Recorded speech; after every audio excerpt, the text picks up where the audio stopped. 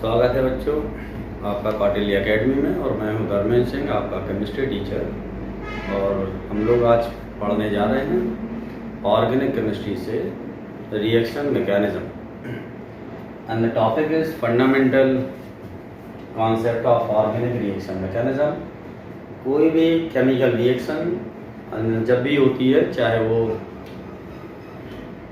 Unimolecular reaction हो या बाईमॉलिकुलर reaction हो, हर तरह की केमिकल रिएक्शन एक पर्टिकुलर स्टेप से होके कंप्लीट होती है। कोई भी रिएक्शन ऐसा नहीं हो सकता कि एक ही फॉर्मेट में आप जैसे समझने की कोशिश कर रहा हूँ उसको, तो उसको उस तरह से नहीं देखना चाहिए। Every reaction has the certain path to take place. हर रिएक्शन का अपना एक निश्चित पाथ होता है जिसको वो फॉलो करती है और उसके बाद वो रिएक्शन कंप्लीट होती है। एंड एक्चुअली मोस्ट हाइपोथेटिकली अगर हम इसको कंसीडर करें तो रिएक्शन में complete in more than 2 steps, 1 step, 2 step, 3 step और मे बी मल्टी स्टेप्स। तो जब हम किसी भी केमिकल रिएक्शन को कई स्टेप्स में समझने की कोशिश करते हैं तो हम हर स्टेप्स को जब मिला के ऑल टुगेदर स्टडी करते हैं तो वो रिएक्शन मैकेनिज्म कहलाती है।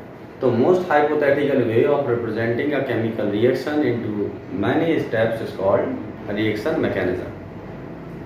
इसको ऐसे समझिए कि कोई भी केमिकल रिएक्शन जो होती है वो रिएक्शन एक तरह का चेंज होता है, और चेंज जिस सबस्ट्रेट में होता है उसको हम क्या कहते हैं, सब्सटेंस या सबस्ट्रेट कहते हैं। तो substrate is a substance which is ready for the change and the change takes place in presence of attacking reagent. जो अटैकिंग रीजेंट है उसके प्रेजेंस में ये रिएक्शन कंप्लीट होगी। And this substrate changes into product. ये substance किसमें change होगा, किसी न किसी प्रोडक्ट में चेंज होगा। तो इस तरह से क्या होती है, कोई भी केमिकल रिएक्शन कंप्लीट होती है। लेकिन इसी केमिकल रिएक्शन को अगर हम एक्सप्लेन करने की कोशिश करें कि how the reaction must have been completed, तो उसके लिए ऐसे समझिए कि this reaction go through some intermediate steps. वो इंटरमीडिएट स्टेप्स क्या हो सकते हैं, जैसे substrate in presence of attacking reagent, attacking reagent,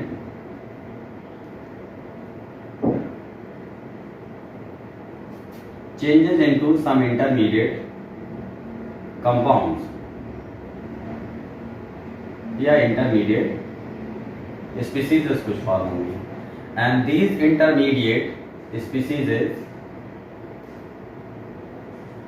later on may change into product and may change into by product। हो सकता है कि ये by product में चेंज हो। तो now see कि व्हाट इज हैपनिंग कि substrate is not directly changing to product. कोई भी सबस्ट्रेट सीधे सीधे प्रोडक्ट में या कोई भी सबस्ट्रेट सीधे सीधे बाय प्रोडक्ट में चेंज नहीं होता। ये कुछ इंटरमीडिएट प्रोडक्ट और होते हैं जिनके थ्रू ये रिएक्शन होके चलती है। तो जब हम किसी भी केमिकल रिएक्शन को थ्रू इंटरमीडिएट प्रोडक्ट्स भी स्टडी करते हैं तो that is called reaction mechanism. ये क्या कहलाती है, ये रिएक्शन मैकेनिज्म कहलाती है। और अगर हम सीधे सीधे इसको इस तरह से लिखते हैं तो ये केमिकल रिएक्शन कहलाती है। तो important thing here is to understand the substrate, attacking reagent, intermediate product and the by product. Substrate is a substance जिसमें चेंज हो रहा है। Attacking reagent is the another form of the substance in which the reaction takes place. Intermediate products or the intermediate substrates are those chemical substances which are produced meanwhile the reaction is going on, and at last when the reaction completes the major product which is formed is called the product, and there is still some amount of the chemical substance which is not required and is unnecessarily formed is called byproduct। तो हम उसको क्या कहते हैं, by product कहते हैं। तो किसी भी केमिकल रिएक्शन में जब हम रिएक्शन मैकेनिज्म को पढ़ेंगे तो हम देखेंगे कि बीच में कुछ ना कुछ केमिकल बॉन्ड्स का ब्रेकडाउन हो रहा होता है। तो जब वो बॉन्ड के ब्रेकडाउन होते हैं तो हम उस बॉन्ड के ब्रेकडाउन को क्या कहते हैं, बॉन्ड फिजन कहते हैं या फिजन ऑफ बॉन्ड। बॉन्ड का ब्रेकडाउन होता है, पुराने बॉन्ड ब्रेक होते हैं और उसकी जगह पे नए बॉन्ड का फॉर्मेशन होता है। तो depending upon the method the bond undergoes the process of the breakdown. The bond breakdown is of 2 types, homolytic bond fission and heterolytic bond fission. Homolytic bond fission एक तो बॉन्ड का जो टूटने का तरीका है वो क्या है, होमोलिटिक है, और एक जो दूसरे तरीके का बॉन्ड ब्रेकडाउन का तरीका है that is heterolytic bond fission. तो बॉन्ड होमोलिटिकली भी टूट सकता है और हेट्रोलिटिकली भी बॉन्ड का ब्रेकडाउन हो सकता है। And now here the important thing is to understand what is homolytic bond fission and what is heterolytic bond fission। तो जब हम होमोलिटिक बॉन्ड फिजन को समझते हैं तो इसका मतलब ये होता है कि एक ऐसे बॉन्ड के टूटने का तरीका जिसमें साझेदारी के जो दोनों इलेक्ट्रॉन होते हैं वो दोनों इलेक्ट्रॉन इक्वली दोनों स्पीसीज के बीच में डिस्ट्रीब्यूट हो जाते हैं और किसी भी स्पीसीज पे किसी तरह का कोई चार्ज नहीं आता है, तो इस तरह के बॉन्ड ब्रेकडाउन को होमोलिटिक बॉन्ड फिजन कहते हैं। फॉर एग्जाम्पल, मान लीजिए एक मॉलिक्यूल है जो दो एटम ए और ए से मिलकर बना है, this is diatomic and they have a single bond. तो one bond is made up of at least 2 electrons. कोई भी बॉन्ड जो बनता है दो के बीच में वो कोई 2 इलेक्ट्रॉनों के बीच में बनता है।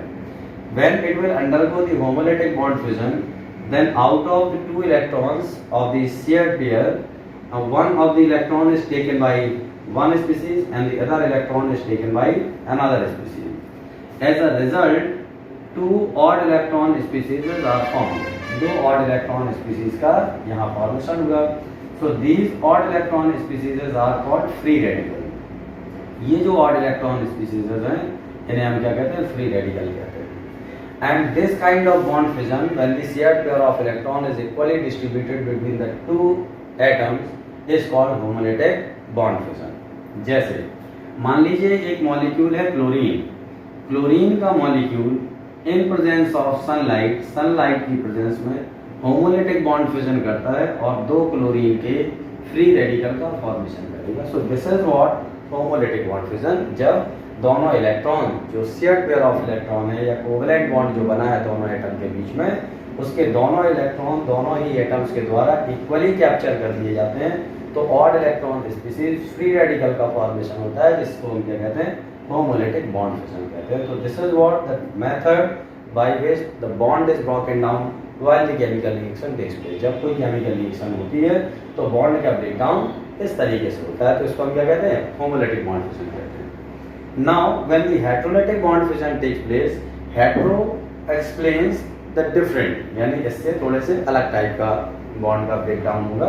तो कैसे बॉन्ड का ब्रेकडाउन होगा, जैसे जब कोई मॉलिक्यूल 2 अलग अलग तरह के एटम से मिलके बना, यहाँ तो सिमिलर एटम से मिलके बना है, जब अलग अलग तरह के एटम से मिलके बना हो, जैसे ए एंड बी, 2 के बीच में कोवेलेंट बॉन्ड बना है, तो ऐसा होगा, कोवेलेंट बॉन्ड यहाँ भी है, कोवेलेंट बॉन्ड यहाँ भी है बाय द वे, ठीक है नहीं। तो जब यहाँ सिमिलर एटम है तो क्या होगा, electronegativity of both the atom will be equal, that's why no atom can take both the electrons.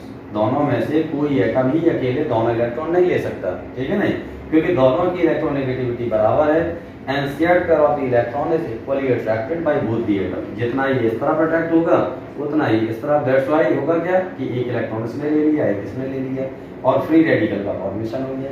लेकिन यहाँ कंडीशन क्या है, डिफरेंट एटम्स के बीच में कोवेलेंट बॉन्ड बना है, तो दोनों की इलेक्ट्रोनेगेटिविटी में डिफरेंस है। Out of the 2 atoms, one of the atom will be more electronegative and the other atom will be less electronegative। मान लीजिए B की इलेक्ट्रोनेगेटिविटी ज्यादा है, तो क्या होगा, ये साझेदारी के जो दोनों इलेक्ट्रॉन पेयर हैं वो B के द्वारा ले लिए जाएंगे।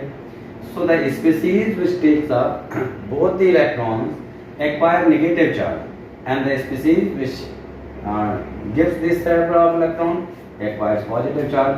तो A attains positive charge and B attains negative charge। So this kind of bond fission, when the shared pair of electron is consumed by either of the atom forming covalent bond, is called heterolytic bond fission। जब दोनों electron एक ही atom के द्वारा ले लिए जाएं bond के breakdown के दौरान, तो इसको क्या कहते हैं, हेटेरोलिटिक बॉन्ड फिजन कहते हैं। So the ion carrying positive charge is called cation and the ion carrying negative charge is called anion। अब हम इसको एक्सप्लेन करते हैं कि कैटायन और एनायन का नेचर कैसा होता है, और यहाँ हमें फ्री रेडिकल है तो इसका भी हमें नेचर समझना पड़ेगा। तो जब हेटेरोलिटिक बॉन्ड फिजन होगा, मान लीजिए कि एक मॉलिक्यूल कंसीडर करते हैं यहाँ पे, क्या CH3CH मेथिल क्लोराइड। इसमें कार्बन और क्लोरीन के बीच में इस तरह से 2 इलेक्ट्रॉन हैं जो इस्तेमाल में है, कार्बन और क्लोरीन के बीच में कोवेलेंट बॉन्ड बना है। तो तो क्लोरीन की इलेक्ट्रोनेगेटिविटी कार्बन से ज़्यादा है। That's why shared pair of the electron will be taken by chlorine. Shared pair जो इलेक्ट्रॉन का है वो किसके द्वारा लिया जाएगा? क्लोरीन के द्वारा लिया जाएगा। और कार्बन पे कौन सा चार्ज आएगा? पॉजिटिव। तो Maithil group attains positive charge and chlorine negative charge. This positively charge species is called carbocation. इसका फॉर्मेशन हुआ कार्बोकैटाइन का फॉर्मेशन हुआ। This is called heterolytic bond formation. इसका फॉर्मेशन होगा कार्बोकैटाइन का। लेकिन अगर बॉन्ड दूसरे तरीके से टूटे, मान लीजिए मैथिल ग्रुप के साइड में टूट जाए और नेगेटिव चार्ज आ जाए, तो किसका फॉर्मेशन होगा? कार्बोएनाइन का फॉर्मेशन होगा, कार्बोएनाइन का फॉर्मेशन होगा। तो हेटेरोलिटिक बॉन्ड फिजन में पॉजिटिवली चार्ज स्पीसीज और नेगेटिवली चार्ज स्पीसीज का फॉर्मेशन होता है। अगर पॉजिटिवली चार्ज स्पीसीज का फॉर्मेशन होता है तो कार्बोकैटाइन, और नेगेटिवली चार्ज स्पीसीज का फॉर्मेशन होता है कार्बोएनाइन होता है। और यहाँ अगर इसी तरह से फ्री रेडिकल बनता है तो क्या है? ऑड इलेक्ट्रॉन स्पीसीज बनती है तो फ्री रेडिकल कहलाता है। जैसे यहाँ मान लीजिए एक और एग्जाम्पल ले लेते हैं। मैथिल ग्रुप के साथ कोई मान लीजिए क्लोरीन जुड़ा है, in presence of suitable reason X, मान लीजिए सुटेबल फैक्टर एक्स, ये बॉन्ड का ब्रेकडाउन मैथिल ग्रुप के साइड में हो जाए तो methyl attains negative charge and chlorine to be positive charge, chloronium ion. This is called carbanion. तो ऐसा बॉन्ड का ब्रेकडाउन जिसमें अनइक्वल डिस्ट्रीब्यूशन हो इलेक्ट्रॉन का, उसे क्या कहते हैं? Heterolytic bond fission. And when the distribution of electron is equal, that is called homolytic bond fission. तो हम होमोलिटिक बॉन्ड फिजन में क्या है? Equal distribution of electron. Electron का क्या होगा? इक्वल डिस्ट्रीब्यूशन होगा। Equal distribution of electron then homolytic bond fission. और हेटेरोलिटिक बॉन्ड फिजन में क्या होगा? Unequal distribution of electron. Unequal distribution of electron. जब इक्वल डिस्ट्रीब्यूट हो इलेक्ट्रॉन तो फ्री रेडिकल, और जब अनइक्वली डिस्ट्रीब्यूट हो इलेक्ट्रॉन तो चार्ज स्पीसीज बनते हैं। चार्ज स्पीसीज में से अगर किसी स्पीसीज पर पॉजिटिव चार्ज है कार्बन पे तो कार्बोकैटाइन, और अगर उस पर नेगेटिव चार्ज है तो क्या कहलाएगा? कार्बोएनाइन कहलाएगा। Now come to understand the difference between carbocation and the carbanion. Carbocation जो होते हैं ये वो स्पीसीज होती हैं जिनमें चार्ज पॉजिटिव होता है। रिमेंबर कार्बोकैटाइन जैसे मैथिल कार्बोनियम आयन भी इसको पहले कहा जाता था, क्या कहते थे? Carbonium ion. तो कैसा होगा कार्बन? ये कार्बन में एक जो कार्बन है उसकी like this is the carbon, इसकी एक ऑर्बिटल पूरी तरह से खाली होगी और 3 ऑर्बिटल्स के साथ में क्या लगा होगा? ये एक हाइड्रोजन इस तरह से लगा होगा जो कि पेयर्ड होगा। तो यानी कि carbocation has positive charge and 6 electrons in its outermost shell and a vacant orbital। Carbocation में क्या होता है? एक vacant orbital present होती है and due to this vacant orbital it is more reactive। इसी vacant orbital की वजह से ये कार्बोकैटाइन ज्यादा रिएक्टिव होगा। एक चीज, लेकिन अगर यही इलेक्ट्रॉन जो ऑर्बिटल है ये भर जाए किसी कार्बो स्पीसीज की, तो लाइक दिस इसमें कितने हो जाएंगे? 8 इलेक्ट्रॉन हो जाएंगे। ये इलेक्ट्रॉन पेयर और ये मैथिल पे negative charge like this. This is what? Negatively charge species. ये पॉजिटिवली चार्ज स्पीसीज हुई, ये नेगेटिवली चार्ज। तो 8 इलेक्ट्रॉन स्पीसीज आर कॉल्ड कार्बोएनाइन। इसको कार्बोनियम एनाइन भी कह सकते हैं, कार्बोएनाइन भी कह सकते हैं, और इसको कार्बोकैटाइन कहेंगे, कार्बोकैटाइन कहेंगे। तो carbocation has 6 electrons and carbanion has 8 electron. This species is more reactive due to this electron pair and this species is more reactive due to the vacant orbital। इसी के आधार पे कार्बोकैटाइन और कार्बोएनाइन की reactivity decide होती है, और किसी भी स्पीसीज की रिएक्टिविटी ये डिसाइड करती है कि वो किसी भी केमिकल रिएक्शन की स्पीड को कैसे बढ़ा देगी। हमें केवल समझने की यहाँ जरूरत ये है कि जब कोई केमिकल रिएक्शन होती है तो रिएक्शन टाइम में बॉन्ड का ब्रेकडाउन होता है। तो जब बॉन्ड का ब्रेकडाउन होता है तो बॉन्ड का ब्रेकडाउन 2 तरीके से होता है। या तो बॉन्ड का ब्रेकडाउन हेटेरोलिटिक तरीके से होगा जिसमें अनइक्वल डिस्ट्रीब्यूशन होगा इलेक्ट्रॉन का और चार्ज स्पीसीज बनेंगे लाइक कार्बोकैटाइन एंड कार्बोएनाइन। लेकिन अगर होमोलिटिक बॉन्ड फ्यूजन होता है तो इक्वल डिस्ट्रीब्यूशन होगा इलेक्ट्रॉन का जिसमें ऑड इलेक्ट्रॉन स्पीसीज का फॉर्मेशन होगा, जिनको क्या कहते हैं? फ्री रेडिकल कहते हैं। इस तरह से जब हम आगे केमिकल रिएक्शन पढ़ेंगे तो these concept will help you understand all the organic chemical reactions much better।